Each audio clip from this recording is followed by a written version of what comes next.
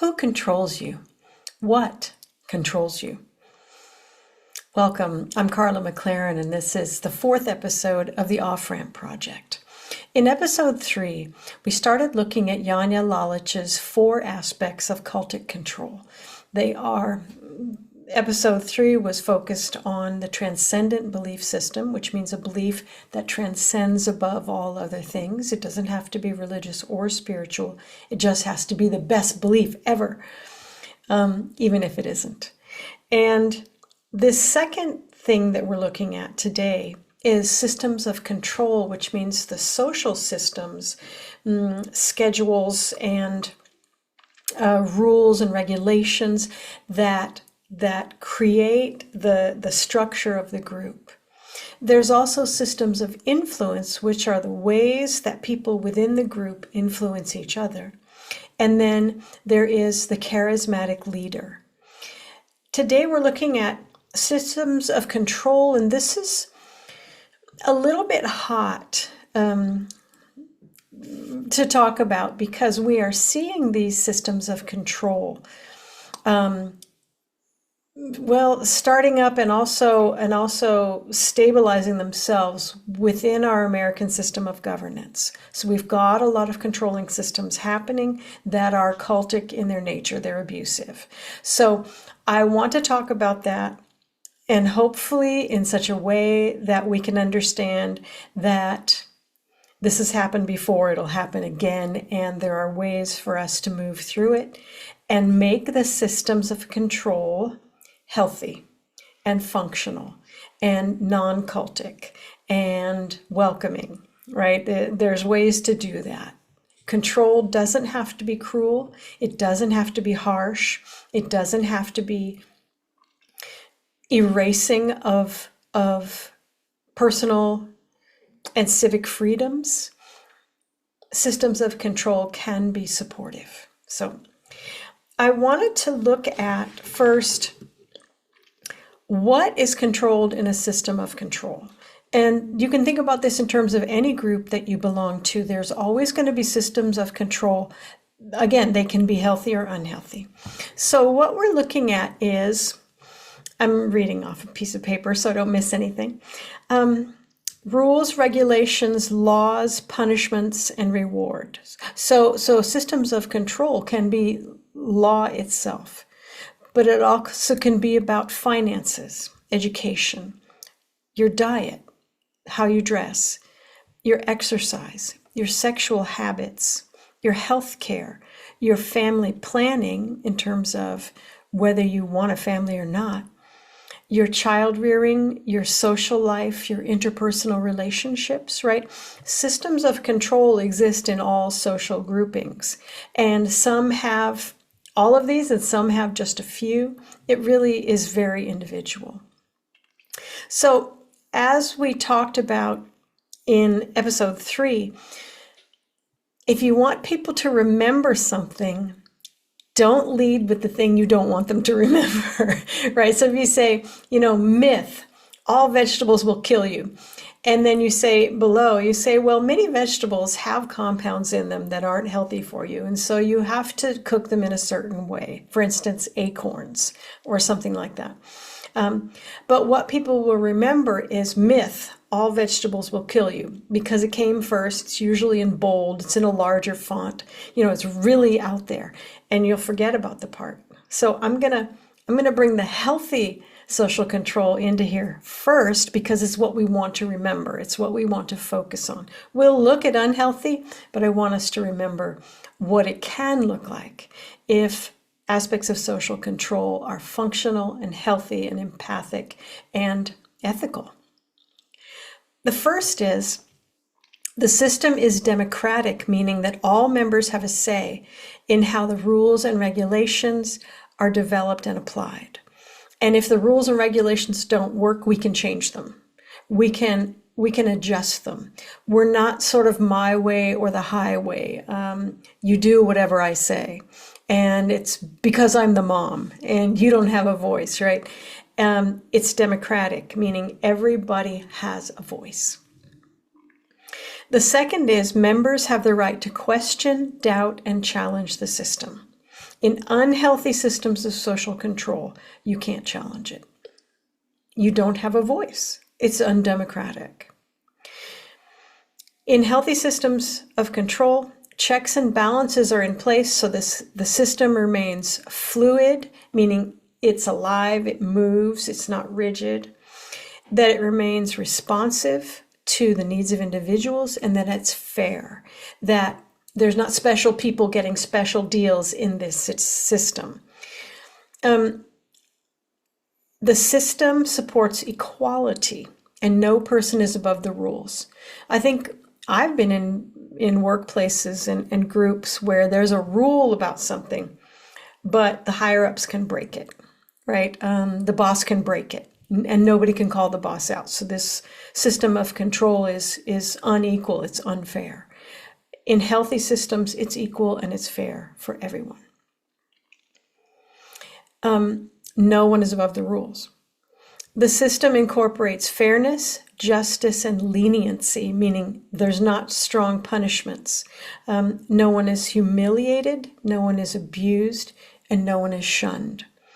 In my cult that I was in, where they kicked me out at 17 for asking questions, that was not a fair system. That was not just. It was not lenient. That was cruel to do to me or to anyone.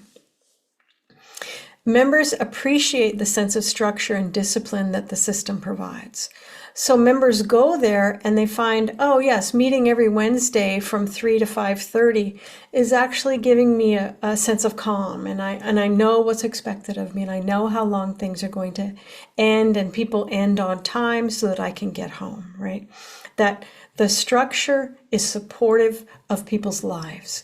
It is not pressed on top of people's lives, and you have to show up for 15 hours on a Saturday, right? Or you are not a part of this group. Well, you're right, I'm not a part of that group. That is so intuitive of you.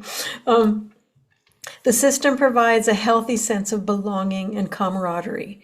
So you know that you belong, you feel welcome, and the camaraderie is not being created at the expense of your individuality, right?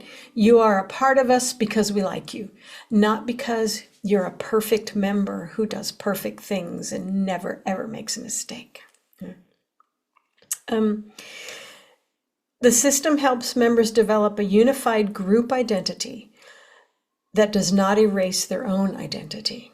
I don't know if you've been in groups where the group structure, the systems of control are so harsh that you lose the sense of yourself. That would be a sign that that is not okay. That is not a good group for you. That's not working. And the group encourages critical thinking and welcomes ideas from outside the system. So the group isn't high dedication, it isn't high demand, it isn't high intensity, it isn't high influence, it isn't self-sealing, like closes everybody out, and it isn't a cult. It isn't cultic. And that's so important to see in contrast to what's going on in American governance at this time. Because when a system of control is healthy, and again, I'm reading this, its structure supports and nurtures the people inside it. When a system is toxic, its structure crushes, demeans, and dehumanizes the people trapped within it. So healthy systems involve rules that make sense, and it has clear checks and balances on power. It's responsive and respectful, and the goals are livable and beneficial for everyone, no matter what, whether they're within the group or without it, right? When they're outside the group, the rules are still fair, they're still ethical, they're still moral, they're still humane. So, unhealthy systems treat people like cogs in a machine. Again, I'm reading.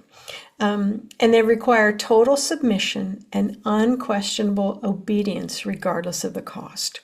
We are seeing this within the current administration and the current Republican Party, where dissented voices, we love dissent. Dissent is so important to any kind of healthy social structure. Dissent is important to your IQ. Dissent is important to your internal emotional functioning. You must have dissent if you want any kind of a healthy system. It's required. In this current administration, dissent is forbidden. And if you dissent, you are out. You are out, and probably people are going to demean you. They're going to insult you on your way out, right? They're going to dehumanize you. So this would be one huge sign. Dehumanization of people outside the structure is a sign that you are in the territory of high demand, high intensity, high dedication, self-sealed cultic systems. And so in this, we are here. We are here, and we aren't very happy. Now, it's okay to dissent and to critique what people are doing, but dehumanizing is a whole different thing.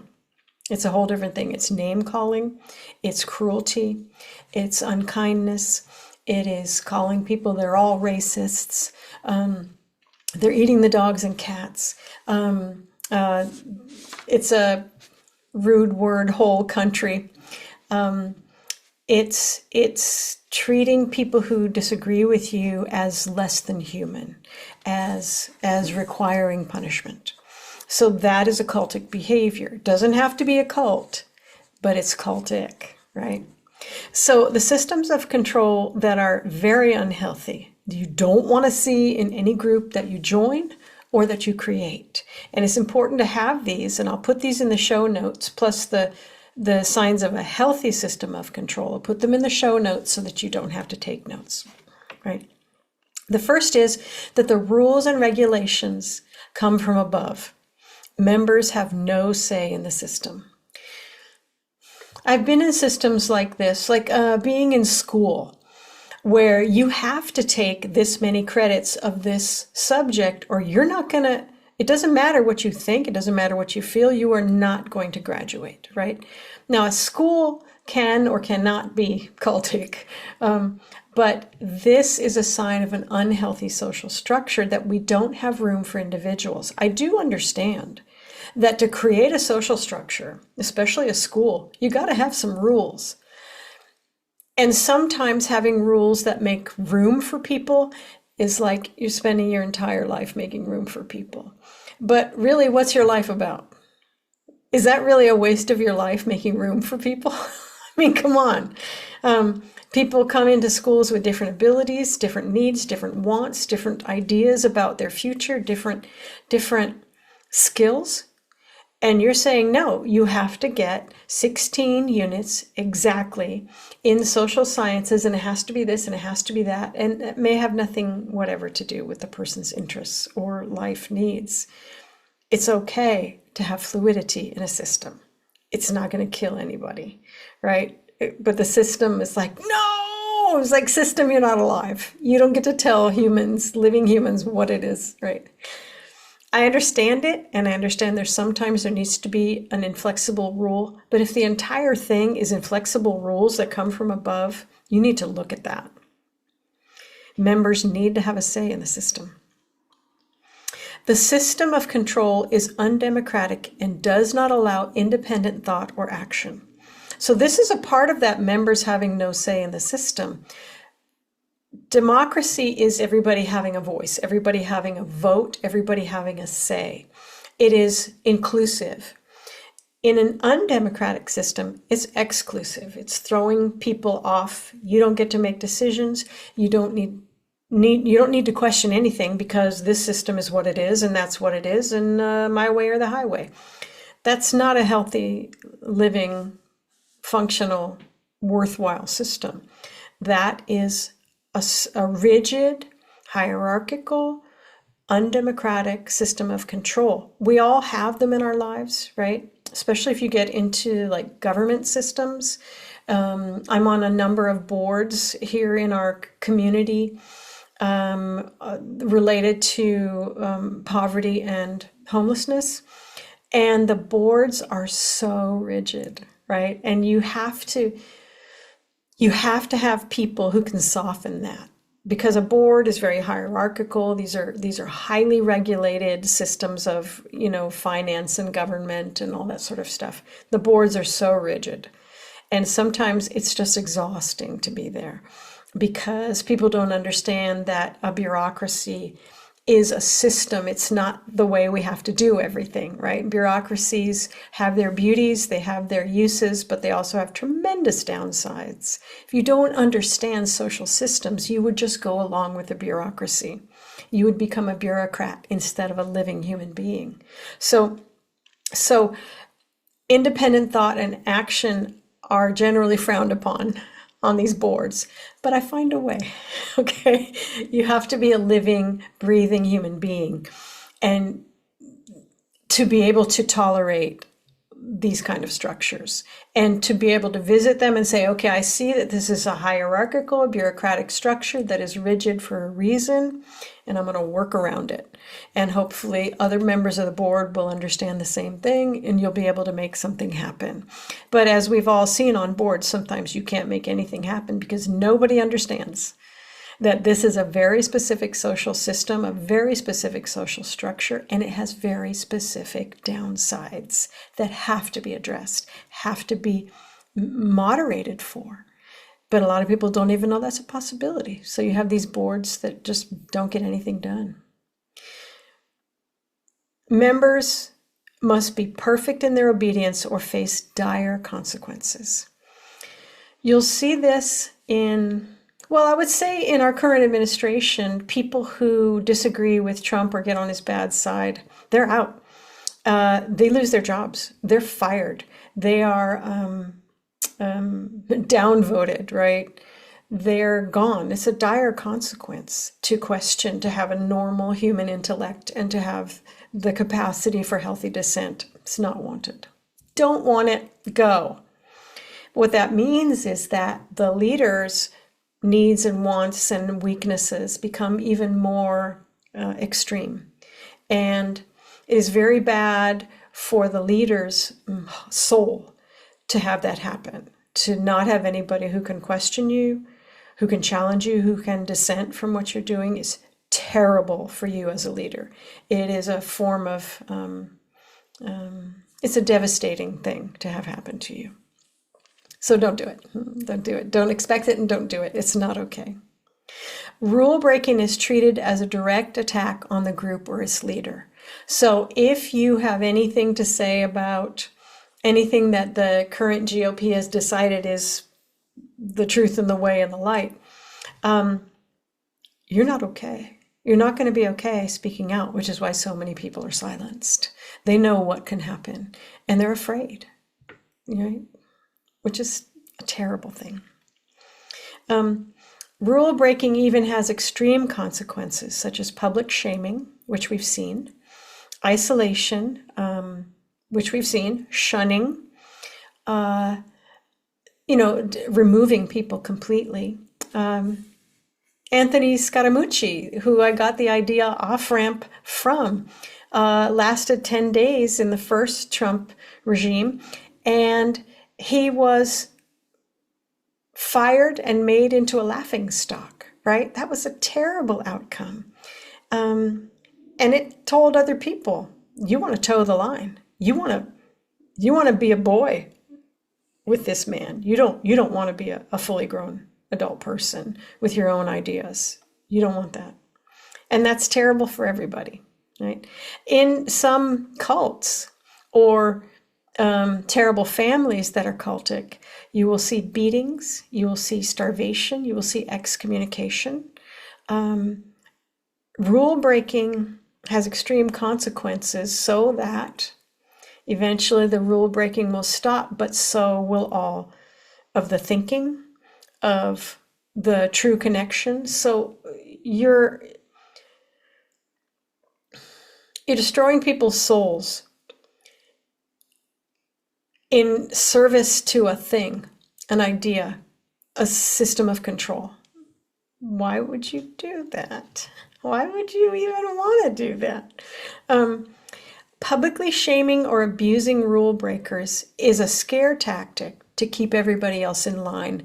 And it works well as long as you're trapped in that high demand, high intensity, high dedication, high influence, self-sealed cultic group.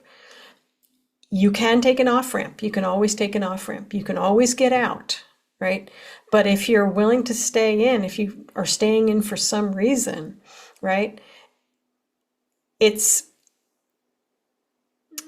likely that you will either be shamed or abused, or you will be asked to involve yourself in that, of excommunicating people, of not talking to them, of shunning people, of reporting on people, right?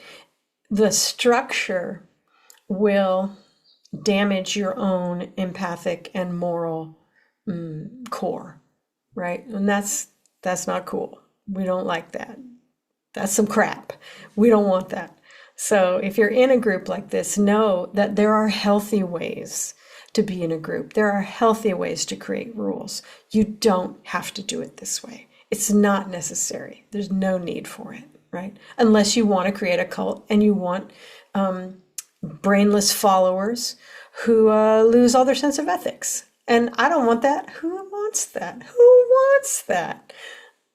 I know some people want that, but they're wrong. Okay. Members are encouraged to report rule breakers, including their own family members, right? Being a snitch, reporting on people, telling on people, that is a thing that is liked and enjoyed in unhealthy social structures and is in unhealthy systems of control. Turning people against each other is liked. I have a friend whose mother was, well, she was mentally ill and she never got any treatment for it. And she would pit her children against each other by telling each one lies.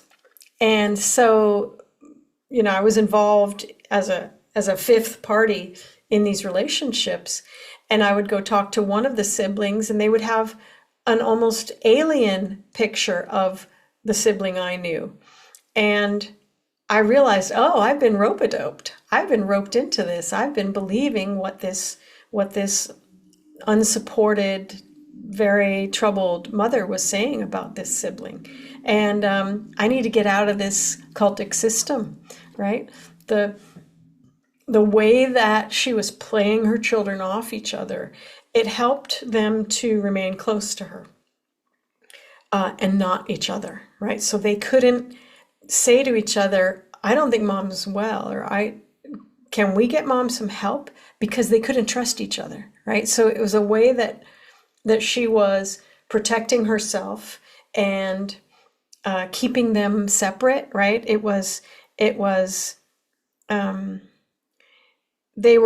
was reporting on them, they were reporting on each other. So now anything that the sibling did that was a little bit iffy would get reported to the mom. And it was such a tragic situation. It was such a tragic relationship to witness. It was very cultic, and it was just this family of three people, three very damaged people. So if you've got anyone who's wanting you to gossip to them or to report on people to them instead of having a direct conversation with the person who did the thing, that's not good. That's cultic. We don't like that. We don't like that. Leaders or members in the inner circle can break the rules without consequences. We see this, especially with Donald John Trump, who will set a rule and then break it himself. He will say, I hate this, and then he'll do the same thing. In one way, it's him flexing his power. In another way, it's you really see the shadow there, that a lot of the things that he reacts to really strongly or he hates. Hatred is always an emotion that tells you about yourself, of what's missing. And so I see that he's projecting a lot outward with his hatreds and so forth. But what that tells me is what is missing and what is devastated within him. But we can't say that within the context of that party. We can't say that to him because he probably won't listen. He's not interested in that kind of nonsense. But we can't point it out, right? The emperor has no clothes. We can't say anything. In a high control, unhealthy cultic system, we cannot call out the leader. We can't. You can't do it. You can't call out his inner circle. Something I'm seeing Democrats do is like scream and shout and raise their hands and get really intense on social media and say, he's I don't know, what is it? A toxic narcissist. He's a sociopath. He's a Nazi. So that's really extreme, and it's not going to get heard in a way that can be functional for anybody to be calling names. It tells me something about the trouble within the Democratic Party, that they're doing so much attacking of who they see as an outsider. That's cultic. That's unhealthy. But that kind of screaming is a response that is created within the GOP because of its enforced silencing, right? So the thing is true. It needs to be said. It's not being said within the social structure of the high demand, high influence at the current point, self-sealing GOP, which means, grand old party if you're listening from another country. It is the Republicans. So I just lost the word completely.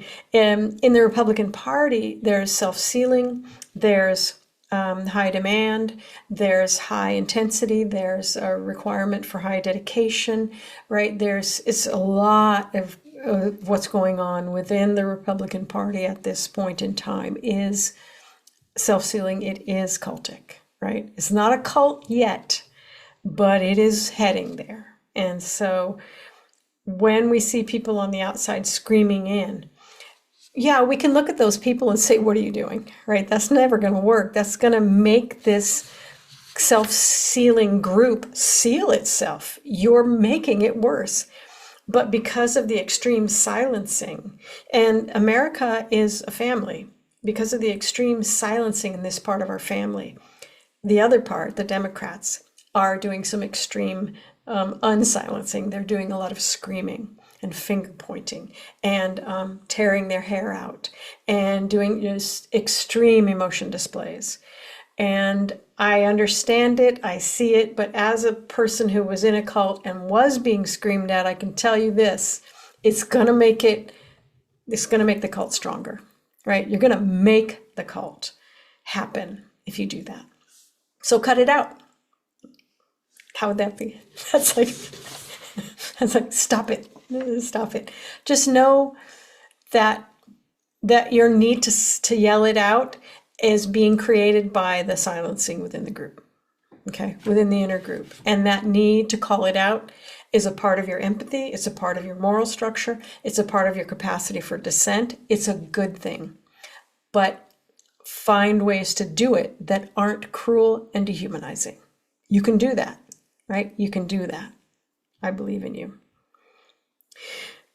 The system of control is connected to the working lives of its members. Hard work and even slavery are essential parts of the rules and regulations. Now, I don't see that as much, although I may be wrong here. I don't see that as much in the Republican Party. But in cults, it's huge, right? You are the hardest working man in show business if you're in a cult. And your dedication is kind of measured by how hard you're going to work yourself. When I was in my cult, I was in the kitchen, and we made meals for however many people were there, including some days we were going to be making meals for 100 people, some days for 20. You kind of didn't know. And so we had to scramble and all of a sudden make egg salad for 100 people. And we only had enough for 20, and we have to go run. And we were celebrated for how hard we worked, even if we had to work, far more than an 8-hour day. nobody was giving us breaks. There were no workers' protections at all. Like, let's unionize that cult. But there was never a chance to say that you were tired. That was shunned. That was shut down. So you got a lot of kudos for working yourself into the ground. And that high dedication was one of the ways that you were judged. And I would say, I'm almost certain that if I had said, God, I'm tired, my legs are tired, these aren't the right kind of shoes for doing this kind of work on cement floors all day, I think I would have been challenged on that. I think I might have been reported that Carla's got negative energy. Well, yeah, I do. And Carla's not, she's not holding up her part of the energy of our building, of our space, of our group. And we need to talk to her about doing more positive affirmations about her feet. I don't even know, right? But that was not going to be okay, that I had normal human responses to being overworked and certainly underpaid, because I didn't get paid. I lived with the other cult members. I don't even know how we all made money. I can't even remember. But a final thing in this cultic systems of control is the leader can change the rules, regulations, and system at will or on a whim. All right, if they just get a wild hair going on, they're gonna tear something down. They're gonna change it without question, without even preparation. You come in one morning and everything's different. We saw this with Elon Musk and his Doge nonsense, where he took a Silicon Valley attitude, which is go fast and break things, which works okay with computer software design. But it doesn't work okay at all with government, which is a bureaucratic, hierarchical structure that is very rigid because it needs to be, right? Bureaucracies aren't evil. Hierarchies aren't evil unless it's a hierarchy of human worth, and then nope, that is not okay.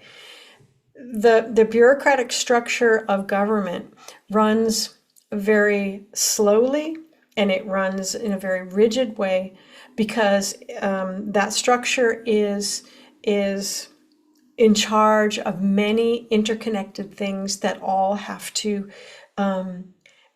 work together in a hierarchical way.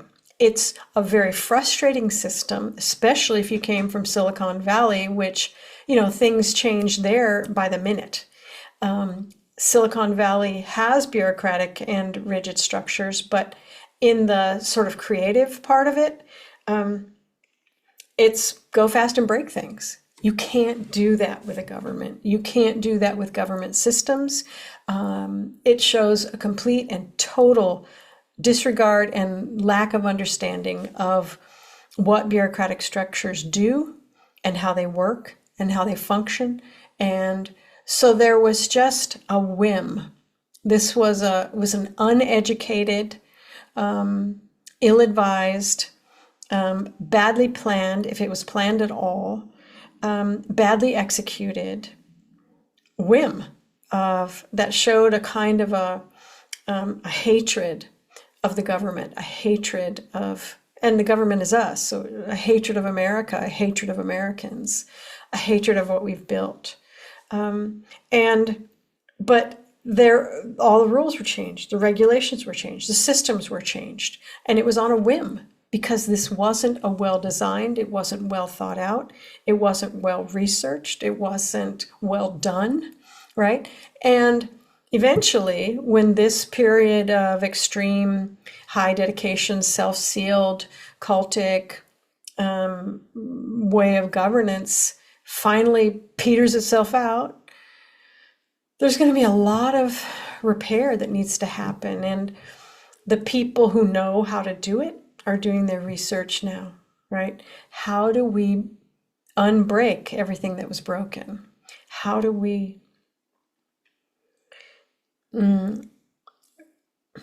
rebuild systems of governance and systems of control that are not cultic, that are not abusive. There's a lot that goes on in government that the hierarchies get so rigid and the bureaucracies get so rigid that things get absurd, like they do on the boards that I'm on in the county. Things just get absurd because people don't realize that a bureaucracy is a tool, and just like any tool, it's got two edges, right? You can do something beautiful with a bureaucracy, and if you don't understand it, and you don't know how to manage it, and you don't know even what that means, then a bureaucracy can be a very rigid and dehumanizing system, right?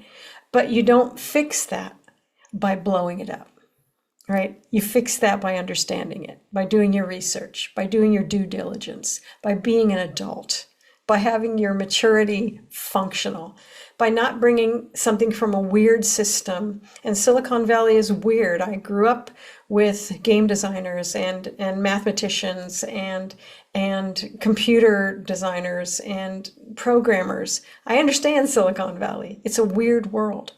It doesn't belong in our systems of government. It doesn't belong in our bureaucratic systems unless these people have done their research, and they haven't, right? Unless they understand social structure, and they don't. Unless they understand the ins and outs of bureaucracy, and they absolutely don't, right? So the systems of control that we had in place just got, disregarded and disrespected and dismantled. And that was done on a whim, right? It was done from within a dishonored, it's like unowned anger, unowned panic, unowned sense of power. That it's such a shame that in their desperation to make a difference and to make changes, that they just went in like bulls in china shops and damaged things that were actually working pretty well in many cases. Bureaucracies are created by humans, and they can be as beautiful and as terrible as we are. But the American democratic experiment was one of the most beautiful in the world. It was certainly a mess. It had tremendous downsides, right? But in order to restructure it, you would need to be smarter than the 200 years that came before. You would need to do your research. You would need to be a historian. You would need to understand social structures. You would need a whole bunch of social scientists to help you. And that didn't happen. None of that happened. So we end up with this kind of broken, strange system that is cultic because the changes that were made within an unhealthy, high dedication, high punishment, high shunning, high influence, self-sealing system that is unhealthy at its very core because it is using cultic mechanisms of social control, right? So that is what we're looking at. And the reason that I've come forward with this information now is because it's never too late to do things right the first time, right? It's never too late. And we've seen these paroxysms of change where the Democrats will come in and they'll set up the government so that it works for a whole range of people. And then we'll see the Republicans come in and they'll change government and they'll make it work for a whole different group of people, right? And it has become more and more polarized over time until we get to this place where it's so polarized it's actually cultic, and people on both sides are using cultic maneuvers to dehumanize each other, right? It's a rough, rough time in America, y'all. And we all need to take an off-ramp. We need to get off this road, because I can tell you, I've studied cults. And I've studied people who studied cults. And they've studied people who studied cults, including full country cults like Nazi Germany, like North Korea, right? Like Stalinist Russia. They've studied it, right? We know how this goes. There's nothing new under the sun, right? We know how this goes. And we don't need it to go that way. We don't have to be that ignorant, okay? So how do we take an off-ramp from being polarized? How do we take a look at what's happening within the Republican Party, within our systems of governance, and be able to say openly, you may have some good ideas, but the way that you're going about it is damaging. Is your idea strong enough to accept dissent? Or is it so rigid and fragile and so easily breakable that people's intelligence, their empathy, their morals, their ethics, their capacity to think is going to break it?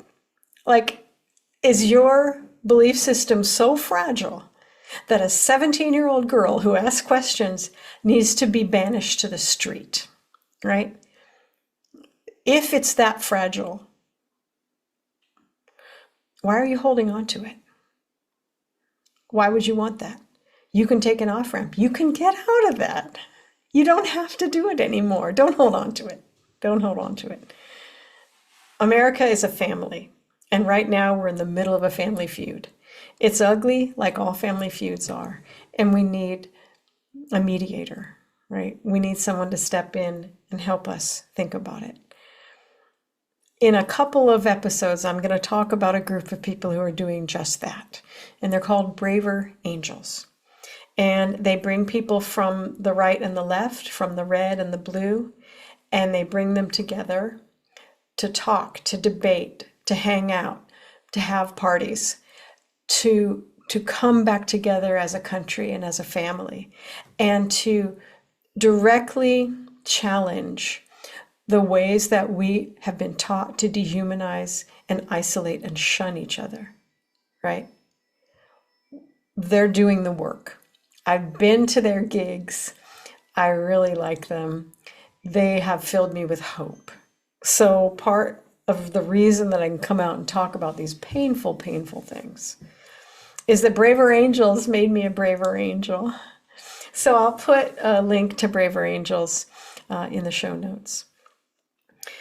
I want to say it's important to go back to the healthy systems of control, because groups need, they need boundaries around them. Otherwise, how do you even know it's a group? How do you even know, are we singing with these people or are we playing soccer? I don't know. Nobody knows, right? It's important to have systems of control and sort of enclosure around a group. But they don't need to be mean-spirited. They don't need to be silencing. They don't need to be cruel. They don't need to be even remotely unpleasant. They can be lovely. The system can be democratic. The members can question. Checks and balances are in place. The system supports equality. The system incorporates fairness and justice and leniency. The members appreciate this sense of structure. They don't feel crushed by it. The system provides a healthy sense of belonging and camaraderie, right? You don't belong because you can rat out and fink out the people who are breaking the rules in your estimation, right? You belong because it's a good and healthy place to be. The system encourages critical thinking. And it welcomes ideas from the outside, and it welcomes dissent. These are crucial aspects of any functional social system. If you see a system that doesn't accept dissent, that doesn't accept any ideas from the outside, and that demonizes or dehumanizes or ridicules people from the outside, right? You're in a cultic system. It may not be a cult, but it's cultic. So as you look around at the groups that you choose and and the groups that you don't choose. It could be that you've already got that ability to see systems of control, and thanks to Janja Lalich and her bounded choice framework, meaning you are making choices when you're in these groups, but it's bounded very strongly by this rigid group structure. If you may have already identified these, and thanks to Janja, now you can put them in a bullet list and be like, oh, that's why that group felt so uncomfortable. Or that's why I'm looking at that group and going, something's wrong here. There's something wrong with this group, but I don't have words for it. Thanks to Janja, we have words for it now. I wanted to show you Janja's first book, which is actually her PhD dissertation. Right? She turned it into a book. It's called Bounded Choice, True Believers and Charismatic Cults. And this is by Janja Lalich. Again, it's Janjallich. Janja's, she was working on a group that called themselves the Bo Peep group. And she was also writing about her own experience as a cult member in a Marxist political cult. Their transcendent belief system was Marxism, that they were going to free the working classes from subjugation, right? They were going to bring about a Marxist revolution. So it doesn't have to be a religious idea, right? That she was in school and she was doing her work on the cult she had been in. And she was also looking at a group called the Bo Peep cult. And suddenly she was called. And she found out, they said, Janja, have you heard about what's going on with the Bo Peeps? And she's like, no.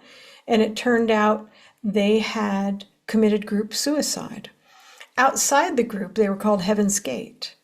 So Janja's just like doing her PhD project, and all of a sudden, because she had been working with this group, is the expert on this extremist group who all killed each other. And I think it was in 1997. So suddenly, Janja is an international cult expert, right? Everybody came to her because she knew what was going on. And that's how her voice got out into the national and international scene, was that she just happened to be at the scene of a terrible crime, of a cult that had, decided what their final solution was going to be, that they were going to commit suicide in a mass group, and that they were going to ascend, there's their transcendent belief system, into a group of UFOs that were coming close to the Earth and were going to take them to their beautiful new planet, right? So she began with that framework, and then she created Bounded Choice over the top of that, looking at what was the same between a highly metaphysical UFO cult and a completely not metaphysical Marxist cult. It's like they couldn't be more different in their ideologies and their belief systems, or they couldn't be more different. But the way that their groups worked were exactly the same. And so her life's work has been a blessing to all of us. And I'm so glad I met her. I'm so glad I worked with her. And I'm so glad that I get to share this information.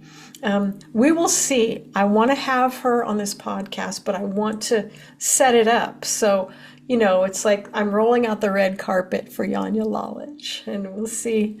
We'll see if she has time. She's working hard. We'll see if she has time to come and talk about this, because she's got such insights. Her books all have these beautiful insights, but so does she as a person. So until then, we will be going through the last two aspects of Bounded Choice, and that is, let me make sure I get them all, the unhealthy systems of control that we talked about this time, the unhealthy transcendent belief system that we talked about in episode 3. We're also going to look at systems of influence, which is different than systems of control. Control is more an external structure, although it does play a great deal on your internal way of being in the world, but systems of influence are how the people within the cult keep each other in line, right? And reporting on each other is one of the ways. And then we're going to look at the charismatic and almost always narcissistic leader who gathers people to them with promises of a better world. And you can have a charismatic leader, even a little bit narcissistic one, who doesn't create a cult. But generally, when there's narcissism and heavy charisma involved, you're gonna see some cultic energy happening around it.